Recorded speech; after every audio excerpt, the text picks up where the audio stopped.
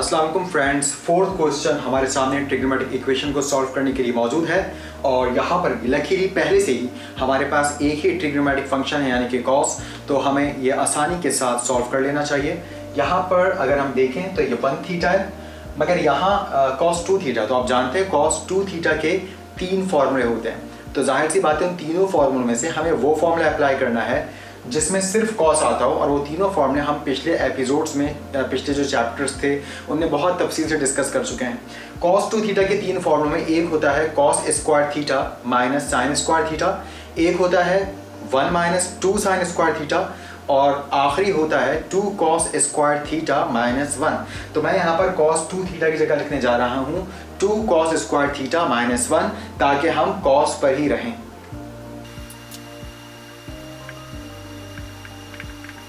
तो आप यहाँ देख सकते हैं हमारे पास cos 2 थीटा की जगह 2 cos स्क्वायर थीटा आ गया। तो आप यहाँ देख सकते हैं cos 2 थीटा की जगह 2 cos स्क्वायर थीटा माइनस 1 आ गया। ये +1 equals to 0 as it is, यहाँ cos theta as it is. और अब हम -1 से +1 कैंसिल कर सकते हैं। अब यहाँ पर हम इसको अरेंज कर लेते हैं 2 cos square theta plus cos theta equals to 0। हाँ, यहाँ देख सकते हैं कि दो टर्म्स और दोनों ही टर्म्स में cos थीटा कॉमन आ रहा है, तो हम यहाँ पर cos थीटा को कॉमन ले सकते हैं। फर्स्ट टर्म में से एक cos थीटा बाहर है, जबकि 2 cos थीटा मल्टीप्लाइंग फॉर्म में थे, तो एक cos थीटा अंदर रह जाएगा 2 के साथ, प्लस साइन के बाद ये cos थीटा बाहर है, यहाँ कुछ नहीं बचा तो हम 1 लिख देंगे। और आप जानते हैं जब दो वैल्यूज मल्टीप्लाइंग फॉर्म में 0 के इक्वल होती हैं, हम दोनों को अलग अलग 0 के इक्वल करके लिखते हैं। तो आप यहाँ देख सकते हैं cos जब वहां जाएगा 0 के पास तो cos इनवर्स हो जाएगा, और जब आप कैलकुलेटर पर cos इनवर्स ऑफ 0 मालूम करेंगे तो आपके पास 90 डिग्री आएगा। मगर हम अपना जवाब रेडियन में देते हैं, तो आप देख सकते हैं 90 डिग्री को जब हम रेडियन में कन्वर्ट करते हैं तो हमारे पास जवाब आता है π/2 रेडियंस। यहीं से अब हमें दूसरा पॉसिबल एंगल भी मालूम कर लेना चाहिए। आप जानते हैं ये एंगल एग्जैक्टली किसी क्वाड्रेंट में नहीं है, बल्कि क्वाड्रेंट की बाउंड्री लाइन पर है, यानी कि 90 डिग्री। अगर हम यहाँ पर ऑब्जर्व करें तो 90 डिग्री फर्स्ट और सेकंड क्वाड्रेंट की बाउंड्री पर है, और फर्स्ट क्वाड्रेंट में आप जानते हैं तमाम ही जो ट्रिग्नोमेट्रिक फंक्शंस होते हैं वो पॉजिटिव होते हैं, और यहाँ पर सिर्फ साइन पॉजिटिव होता है।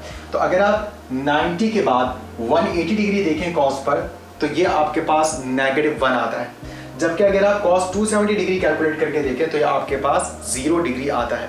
यही वजह है कि जो बाउंड्रीज होती हैं उनमें हमें सिमिलैरिटीज भी बाउंड्रीज पर ही मिलती हैं, और कम से कम जो गैप होता है वो 180 डिग्री का होता है, और वरना फिर 360 डिग्री का होता है कि आप सेम एंगल पर वापस जो है वो आ सकें, वापस सेम एंगल की लोकेशन पर आ सकें विद डिफरेंट मैग्नीट्यूड।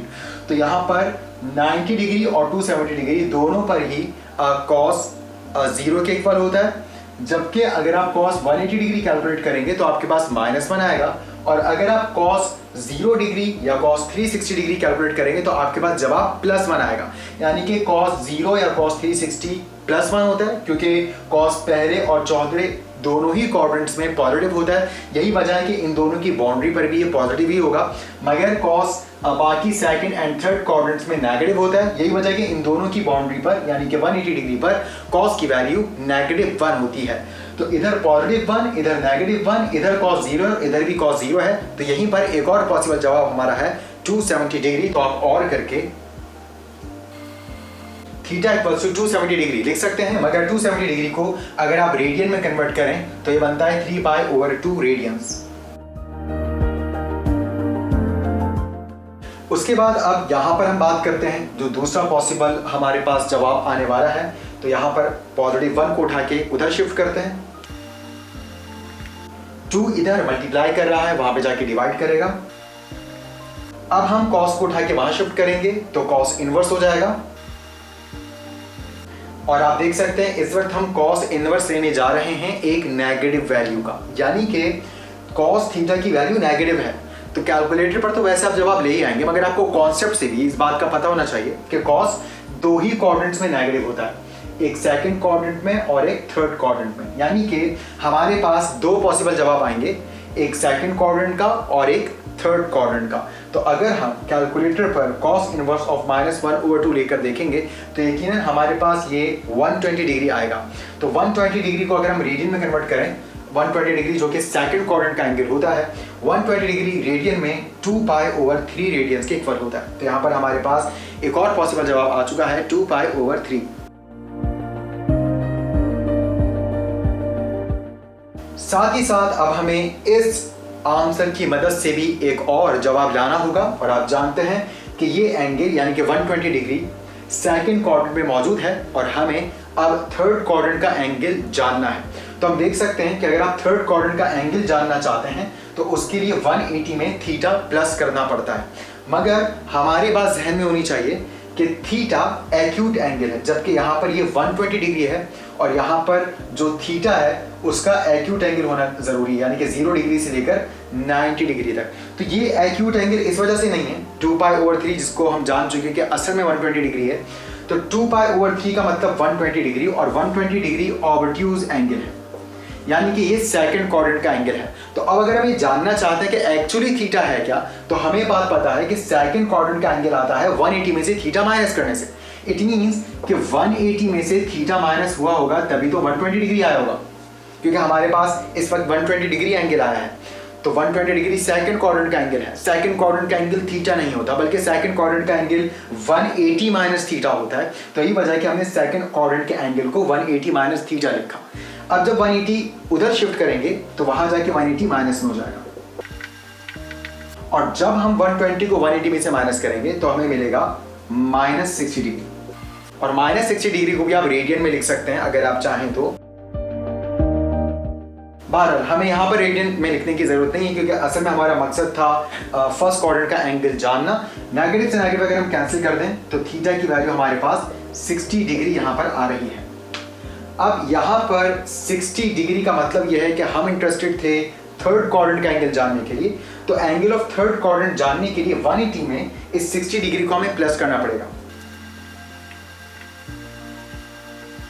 तो ये हमारे पास जवाब बनता है 240 डिग्री, यानी कि अगर cos 120 डिग्री -1/2 होता है तो cos 240 डिग्री भी -1/2 ही होता है। और 240 डिग्री को जब हम रेडियन में कन्वर्ट करेंगे तो 240 डिग्री को भी मल्टीप्लाई करवाएंगे पाई से, डिवाइड करवाएंगे 180 से, तो यहां हम देख सकते हैं कि ये जवाब बनेगा 4π/3 रेडियंस।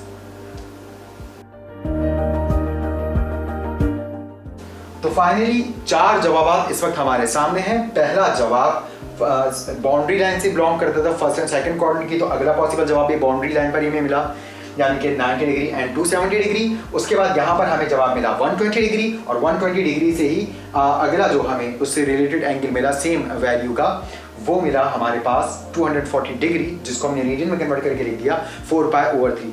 अब फाइनली हमने अपने इन जवाबात को प्रेजेंट करना है। तो आप जानते हैं कि cos का पीरियड 360 डिग्री होता है, या यूं कह लीजिए कि 2π होता है, यानी कि जब आप cos के किसी भी एंगल में 360 डिग्री को प्लस करेंगे इट मीन्स कि एक रेवोल्यूशन कंप्लीट हो जाएगा और वापस उसी लोकेशन पर हम पहुंच जाएंगे जिस लोकेशन पर हम पहले थे। फॉर एग्जाम्पल अगर हम इस एंगल की बात करते हैं जो कि 90 डिग्री है, तो हम जानते हैं कि कोऑर्डिनेट्स में इधर 0, इधर 90, इधर 180 और इधर 270 होता है।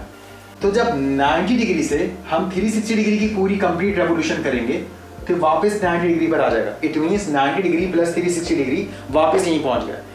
फिर इसी तरह से एक और पॉसिबल एंगल है 270 डिग्री प्लस 360 डिग्री भी वापस हम वहीं पर पहुंच गए। इसी तरह से एक और पॉसिबल जवाब हमारे पास आया था 120 डिग्री। 120 डिग्री को हम यहाँ पर ऐसे बना लेते हैं।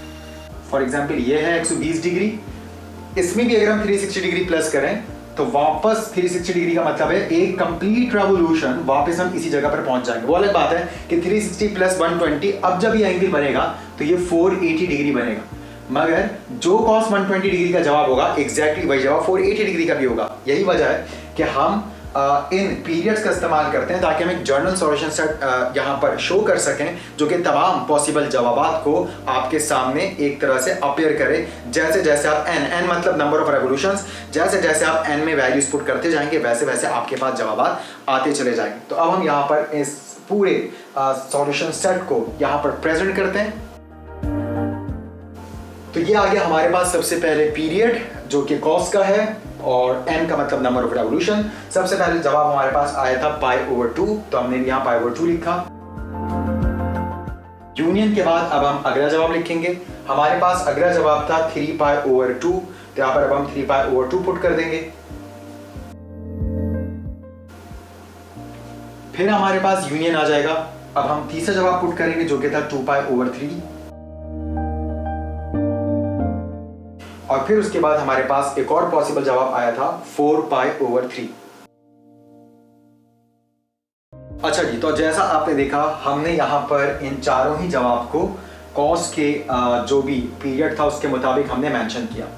अब हम एक और तरीका देखते हैं इन जवाबात को प्रेजेंट करने का, कि हम इसको और ज़्यादा शॉर्टली कैसे प्रेजेंट कर सकते हैं। अगर आपके कॉन्सेप्ट स्ट्रॉन्ग हैं, जो कि यकीनन आपने प्रीवियस वीडियोस में उसके खासतौर पे कोऑर्डिनेट्स के जो बेसिक कॉन्सेप्ट्स हैं उनको बहुत स्ट्रॉन्ग कर लिया होगा, तो अब यकीनन हम इसको और शॉर्ट तरीके से भी लिख सकते हैं। वो क्या हो सकता है, बावजूद इसके कि कॉस का पीरियड 2π होता है, जब कॉस का एंगल बाउंड्री लाइन पर आए, यानी कि 90 डिग्री 270 डिग्री जो कि बाउंड्रीज पे हमारे पास मौजूद है, तो हम यहाँ पर सॉल्यूशन सेट को शो करने के लिए 180 डिग्री का भी इस्तेमाल कर सकते हैं। 180 डिग्री का मतलब होता है पाई, यानी कि n पाई का भी हम इस्तेमाल कर सकते हैं। इससे क्या फायदा होगा, अब इसको समझते हैं। मिसाल के तौर पर हम ये 2n पाई लिखने के बजाय n पाई लिख देते हैं, तो आप जानते हैं पाई का मतलब होता है 180 डिग्री। हम इस प्लस साइन लगाने के बजाय यहाँ पर लगा देते हैं प्लस माइनस और लिख देते हैं π/2। अब जब इसको ऑब्जर्व करते हैं कि ये हुआ क्या, n का मतलब अगर फॉर एग्जाम्पल 0 है तो ये तो 0 × π 0 हो गया। π/2 का मतलब होता है 90 डिग्री, तो प्लस 90 का मतलब है यानी कि आप एंटी क्लॉकवाइज जा रहे हैं तो आप इधर आ गए। माइनस 90 का मतलब होगा कि आप क्लॉकवाइज जा रहे हैं, यानी कि आप इधर आ गए 270 पर।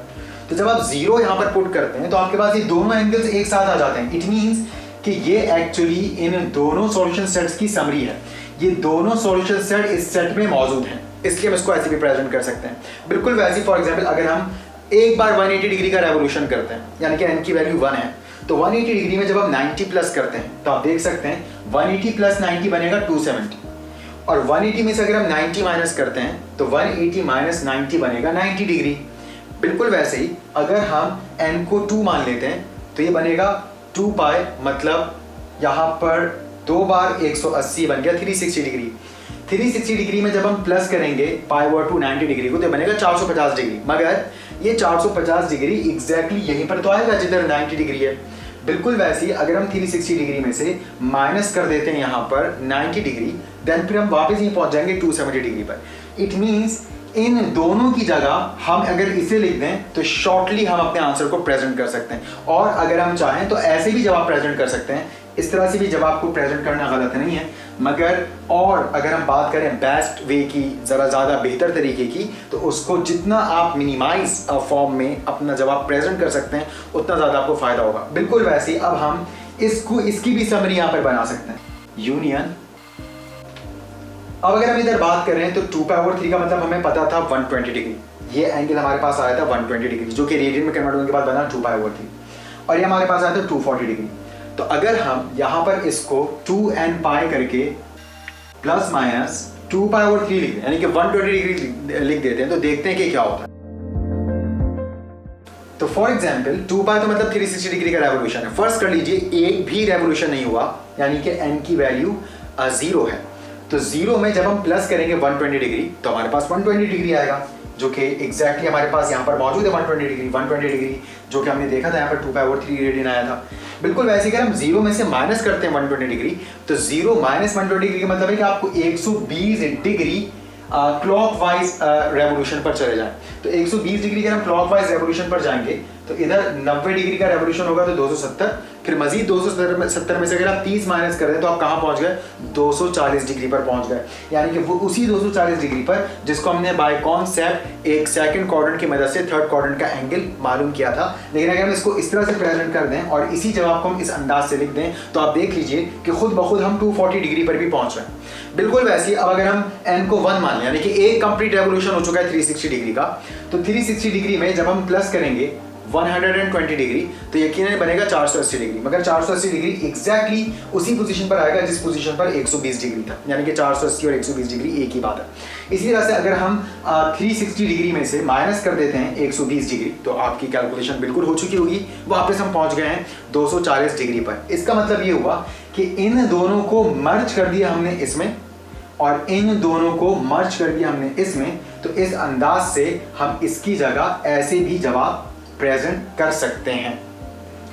और हम जानते हैं n बिलोंग्स टू z, यानी कि n इंटीजर से बिलोंग करता है। उम्मीद है आपको ये सवाल बहुत अच्छे अंदाज से समझ आया होगा। आप एनिमेशन मुलाहिजा करें, एनिमेशन से ही इसको देख लें कि किस अंदाज से जो है वो आप इसको ऑब्जर्व कर सकते हैं, 360 डिग्री का रेवोल्यूशन और 180 डिग्री का रेवोल्यूशन।